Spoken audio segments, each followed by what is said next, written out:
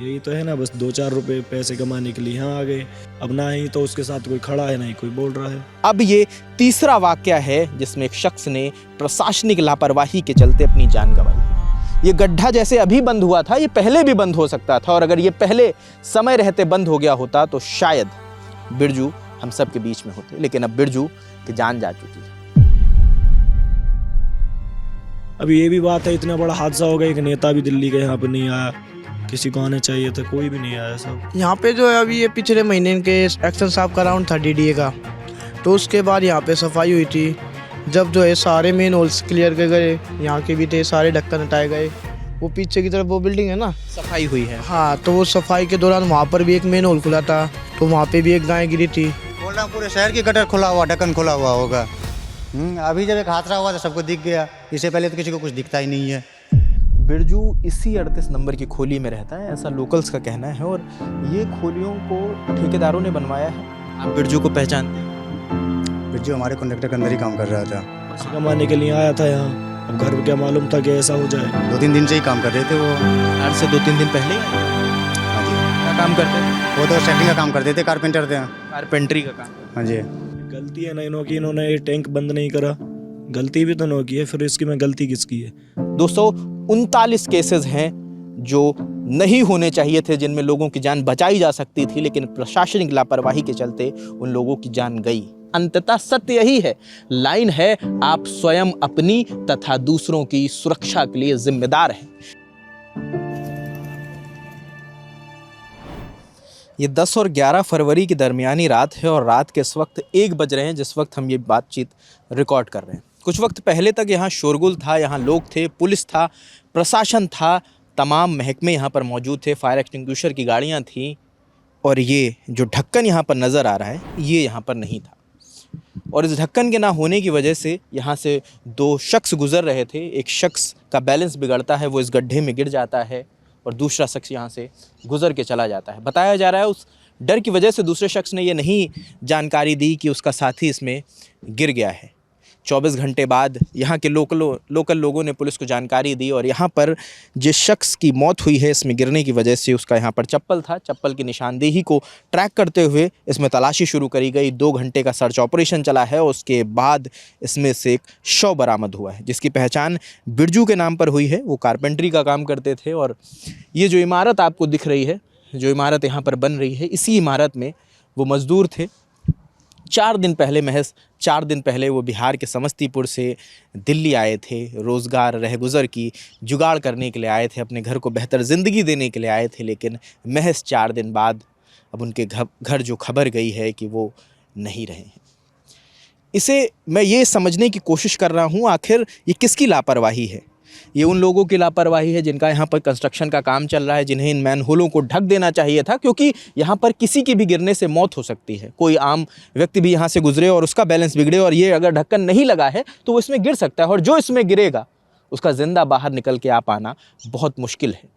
या ये प्रशासन की गलती है कि प्रशासन जब इतनी तमाम बिल्डिंगें, एक बिल्डिंग वो बन रही है, एक बिल्डिंग वो बन रही है, उसके पीछे बिल्डिंग बन रही है, तमाम बिल्डिंगें बन रही हैं, तो उन लोगों की सुरक्षा की व्यवस्था कौन मुहैया कराएगा कि वो लोग सुरक्षित रहें जो इन बिल्डिंगों को आकार दे रहे हैं, जिनकी मेहनत से ये बिल्डिंग आकार ले रही हैं। तमाम ये 20 मंजिला 30 मंजिला की इमारतें खड़ी हो रही हैं, उनकी सुरक्षा को मुहैया कौन कराएगा? यहाँ पर ऐसा सिर्फ एक गड्ढा नहीं है, ये एक मैनहोल नहीं है, तमाम मैनहोल हैं जिन पे यहाँ के लोकल्स का कहना है कि ये सब पर ढक्कन नहीं लगा हुआ था। लेकिन जब एक शख्स ने अपनी जान गंवा दी तो इस सब पर आपाधापी में, जल्दबाजी में ढक्कनों से उन्हें ढक दिया गया है। ये कोई पहला केस नहीं है जिसमें प्रशासनिक लापरवाहियों की वजह से किसी ने जान गंवाई हो। बीते 1 महीने के अंदर ये तीसरा ऐसा केस है जिसमें प्रशासन पर सवालिया निशान उठते हैं। पहला युवराज मेहता का केस होता है सेक्टर 150 नोएडा में, जब वो शख्स, एक इंजीनियर, जो रात में अपने घर की ओर जा रहा होता है, बारिश का वक्त होता है, कोहरा गिर रहा होता है, और वो बैलेंस बिगड़ता है, और बगल में एक बेसमेंट नुमा जगह होती है जो सालों से खुदी पड़ी थी, उसमें पानी भरा होता है। युवराज डूबने लगते हैं, बचने की कोशिश करते हैं, पुलिस सामने होती है और उसे नहीं बचा पाती। इंक्वायरी हुई है, कुछ लोगों की गिरफ्तारी भी हुई, और अभी तक जो जानकारी है कि सभी को बेल मिल गई है। उसके बाद 5-6 फरवरी की दरमियानी रात कमल ध्यानी अपने घर की ओर वापस आ रहे होते हैं और एक गड्ढे में उनकी गाड़ी गिरती है जो जल विभाग द्वारा खोदा गया था, उसमें काम चल रहा था। लेकिन कोई भी साइन बोर्ड नहीं लगा था जिससे कमल इस बात का अंदाज़ा लगा पाएँ कि वो गड्ढा है और वहाँ गिरने से उनको जनहानि हो सकती है। कमल ध्यानी की भी मौत हो गई। अब ये तीसरा वाक़या है जिसमें एक शख्स ने प्रशासनिक लापरवाही के चलते अपनी जान गंवाई है। ये गड्ढा जैसे अभी बंद हुआ था, ये पहले भी बंद हो सकता था, और अगर ये पहले समय रहते बंद हो गया होता तो शायद बिरजू हम सब के बीच में होते। लेकिन अब बिरजू की जान जा चुकी है। 2024 में जब ओल्ड राजेंद्र नगर में बिना अप्रूवल के एक कोचिंग का बेसमेंट चलाया जाता है जिसमें बारिश का पानी भरता है और 3 छात्रों की मौत हो जाती है। जब तेज़ बारिश के चलते एयरपोर्ट की छत गिरती है और नीचे एक कैब में बैठा शख्स जिस पर वो छत गिरती है उसकी मौके पर ही मौत हो जाती है। वो तस्वीर हम सब ने देखी। ऐसी तस्वीर एक दो नहीं, ऐसे तमाम केसेस हैं। आंकड़ों पर जाएं तो 2024 से 25 के बीच ऐसे 239 केसेस हैं जो नहीं होने चाहिए थे, जिनमें लोगों की जान बचाई जा सकती थी, लेकिन प्रशासनिक लापरवाही के चलते उन लोगों की जान गई। 89 ऐसे केसेस हैं जिनमें या तो किसी के गड्ढे में गिरने से मौत हुई है या तो किसी की पानी भरने से मौत हुई है, जिन केसेस में लोगों की जान बचाई जा सकती थी लेकिन नहीं बचाई गई। सवाल है कि प्रशासन या सरकार या जो जिम्मेदार अधिकारी हैं उन पर एक्शन कब होगा? क्या हर बार आरोपी आम लोग को ही आरोपियों की नज़र में देखा जाएगा? ये जो प्रशासनिक अधिकारी हैं जिनकी लापरवाहियों से ये कृत्य हो रहे हैं उन पर भी कोई एक्शन होगा? ये देखना होगा कि सरकार की आंखें कब खुलती हैं, कब जागती है, और जो जिम्मेदार लोग हैं उन पर कोई मुकम्मल कार्रवाई होती है, कोई मुकम्मल जांच होती है जिससे ये तस्वीर बदले और किसी बिरजू या किसी कमल या किसी युवराज की जान ना जाए।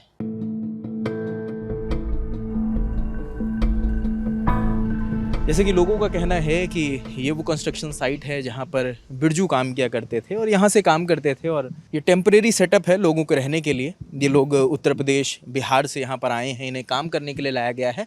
दिन भर काम करते हैं, जिनके डे शिफ्ट है वो दिन में काम करते हैं, जिनकी नाइट शिफ्ट है वो नाइट में काम करते हैं और इन्हीं में रहते हैं। ये जो टेम्परेरी सेटअप बनाया गया है, टीन ऊपर भी है और टीन का ही दरवाज़ा है, इसके अंदर तमाम लोग रहते हैं। सबकी अपनी नंबरिंग है, 26, 27 करके ऐसे वहाँ से शुरू होता है और ये 25 माने कुल मिलाकर ये 30 टेम्परेरी कमरे हैं जहाँ पर लोग रहते हैं। क्या नाम है भैया? साहिल। हाँ? साहिल। कहाँ से हैं साहिल? बुलंदशहर से। बुलंदशहर से। जी। आप बिरजू को पहचानते हैं? जी नहीं। हाँ?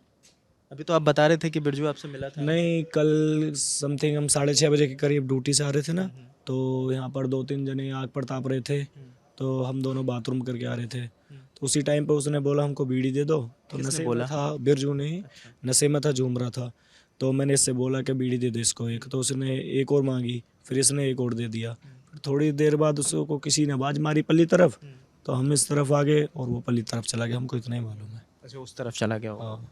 उसके बाद आपको जानकारी मिली जो भी प्रकरण हुआ? नहीं, उसके बाद तो अब पता लगा है ना, अब पता लगा है कि ऐसे ऐसे उसका डेट हो गया ना।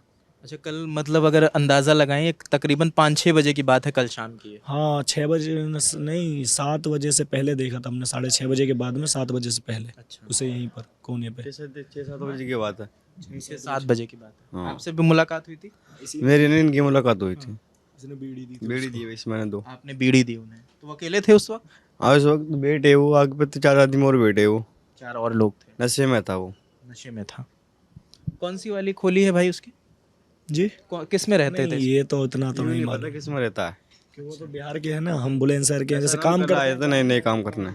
काम करते हैं एक जगह काम करते हैं, तो देखते हैं, देख के पता लग जाती है कौन कहाँ का, तो बिहार के लोग हैं, हम बुलंदशहर के हैं। तो आप सब लोग इसी के लिए काम करते हैं, इसी कंपनी के लिए? हम 2 में काम करते, वो 3 में काम करते थे। ये 3 कहाँ पे है? ये पल्ली तरफ है और 2 ये है पहले ही जो पड़ता है इसमें, ये 1 है। ये 1 है, 2-3 उधर है। हाँ। गलती है ना इन्होंने ये टैंक बंद नहीं करा, गलती भी तो इन्होंने की है, फिर इसकी में गलती किसकी है? अब वो उसकी जगह कोई और आने लगे रात बिरात में।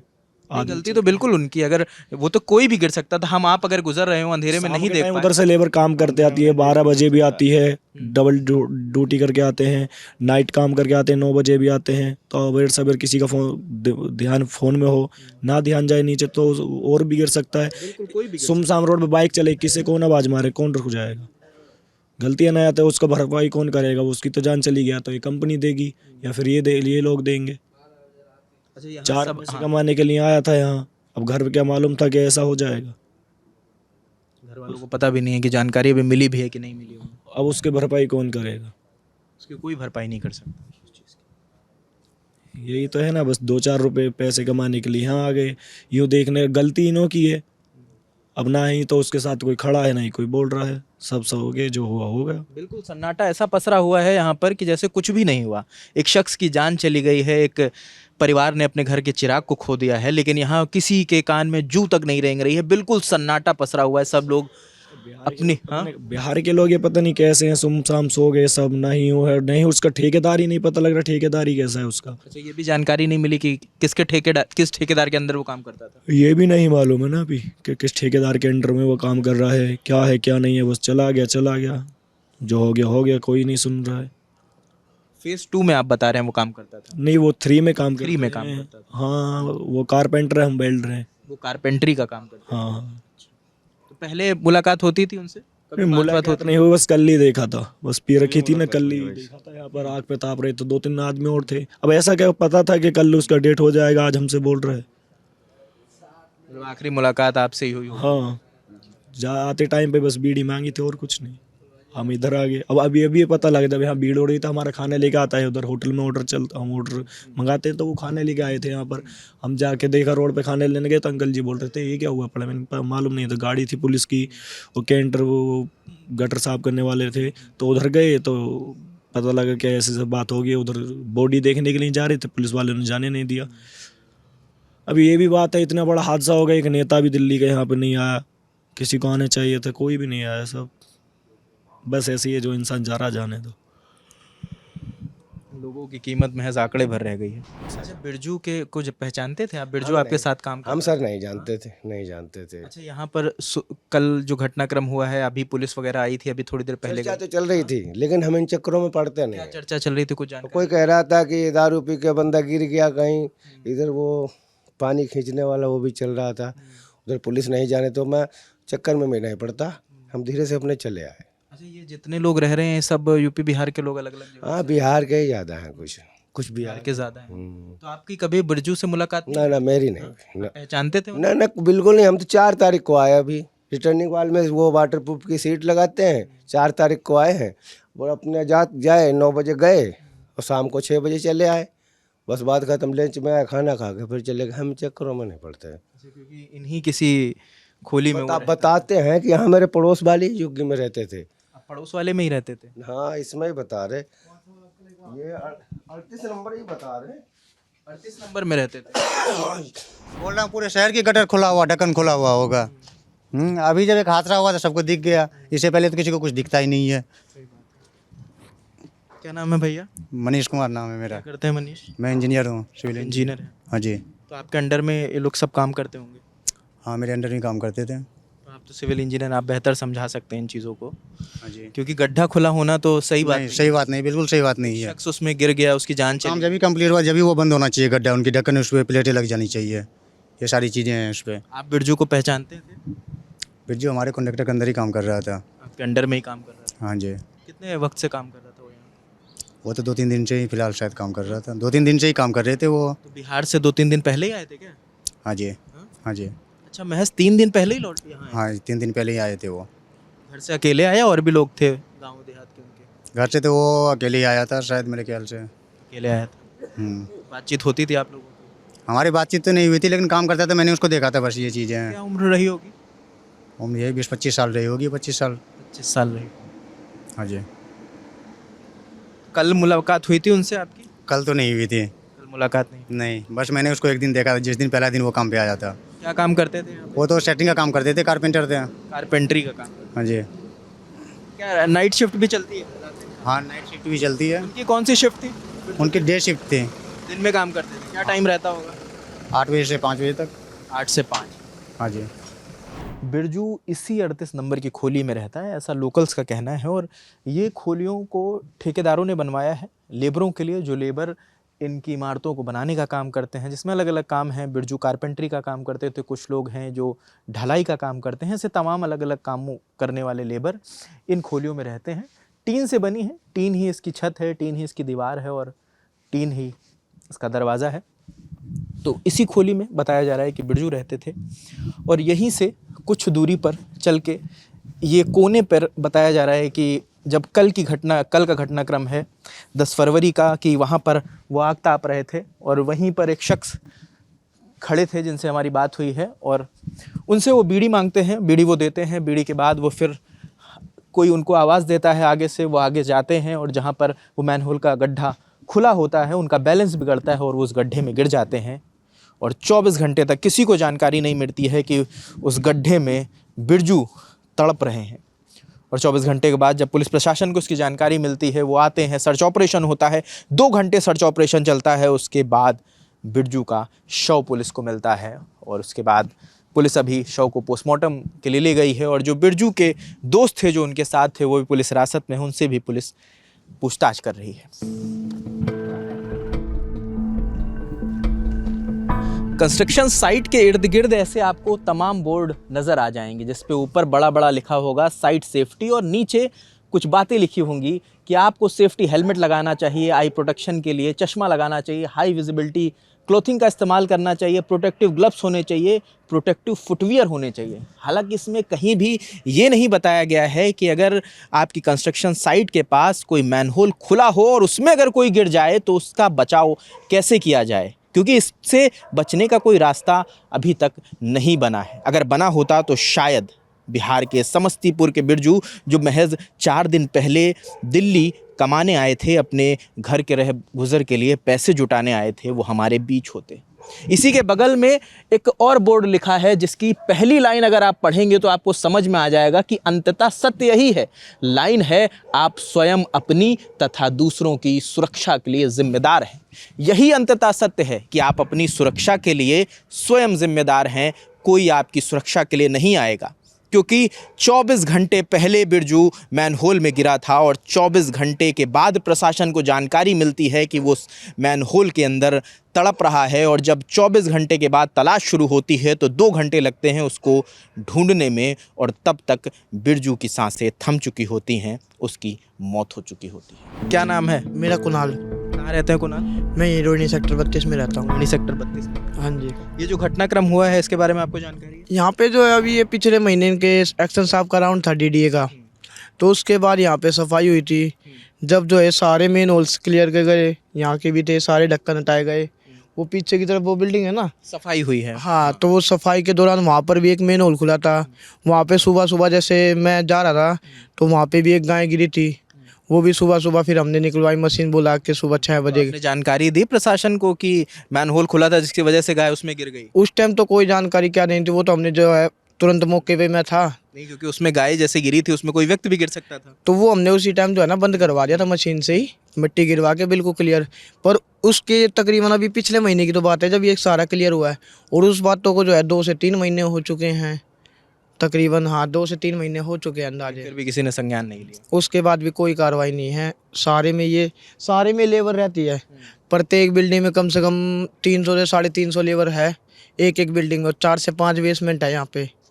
तो शायद अब ये उनके साथ हादसा हुआ है और किसी के साथ भी हो सकता था, किसी बच्चे की भी जा सकती थी, किसी और की भी जा सकती थी, कोई भी इसका शिकार हो सकता। कोई भी शिकार हो सकता था। हम कोशिश कर रहे थे कि इस बात को समझ पाएं कि आखिर बिरजू की मौत के पीछे का कारण क्या है। क्या वो ठेकेदार इस मौत के पीछे का कारण है जिसकी कंस्ट्रक्शन साइट पर बिरजू काम कर रहे थे और उसी के आसपास के जो मैनहोल के गड्ढे हैं उन पर ढक्कन नहीं था, या प्रशासन इसका जिम्मेदार है जिसने इसका संज्ञान नहीं लिया, या सरकार जिसके अंतर्गत ये सब काम कर रहे हैं, प्रशासन काम कर रहा है, अधिकारी काम कर रहे हैं जिनको ये संज्ञान लेना चाहिए, जिनको ये सर्वे टाइम टू टाइम करना चाहिए। ये सवाल का जवाब हम आप पर छोड़ते हैं, इसको आप तय करें कि इसका जिम्मेदार कौन है और किस पे जांच होनी चाहिए। जाते जाते एक ज़रूरी सवाल और है, क्या बिरजू की मौत का उनके परिवार वालों का कंपनसेशन मिलेगा? और कंपनसेशन अगर मिलेगा तो कंपनसेशन कौन देगा? कॉन्ट्रैक्टर देगा, प्रशासन देगा, या सरकार देगी? हालांकि कोई भी कंपनसेशन बिरजू की मौत को कंपनसेट नहीं कर पाएगा, लेकिन शायद बिरजू के परिवार वालों को कुछ दिन की रहगुजर की अनुमति ज़रूर इस कंपनसेशन से मिल जाए। हालांकि इस केस को हम फॉलो करते रहेंगे और जो जो अपडेट आते जाएंगे वो हम आप तक लेकर आते रहेंगे। बने रहे लल्लन टॉप के साथ। मेरा नाम रजत है, कैमरे के पीछे विजय हैं। शुक्रिया।